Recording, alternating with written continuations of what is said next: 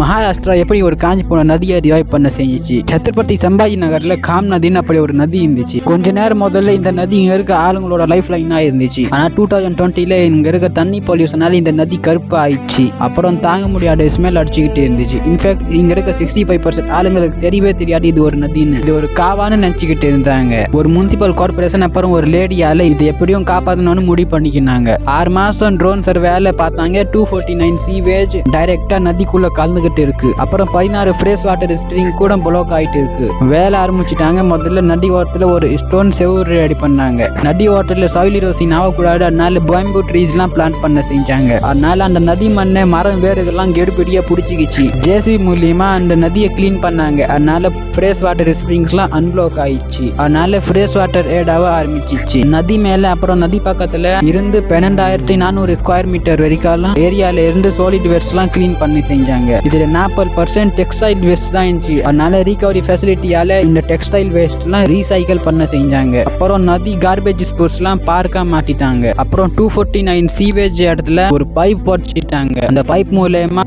50 லட்சம் litre sewage com நதியை விட்டு ட்ரீட்மெண்ட் பிளான்ஸ் பக்கம் போக செய்யும். ஃபைனலி சிட்டி கிளீன் பண்ணதுக்காக 600+ ஒர்க்கர்ஸ் ஹையர் பண்ணாங்க. அந்த ஒர்க்கர்ஸ்க்குலாம் ட்ரைனிங் கொடுத்தாங்க. அப்புறம் வேஸ்ட் எல்லாம் நதிக்குள்ள போக கூடாது, அதனால நிறைய ரீகவரி ஃபெசிலிட்டி எல்லாம் ரெடி பண்ணாங்க. இன்னைக்கு காம் நதி கிளீன் மட்டும் இல்ல, இது கூடவே அங்க 10 ஏக்கர்ல ஒரு ஈகோ பார்க் இருக்கு. With cycling park, butterfly garden and amphitheatre, 35 bird species, 86 plant species and fresh water turtles கூட திருப்பினும் பார்க்கலாம். 37 கண்ட்ரீஸ்ல இருந்து இந்தியாவோட இந்த ப்ராஜெக்ட்க்கு மட்டும் சென்ட் அண்ட் ஸ்ப்ரைட்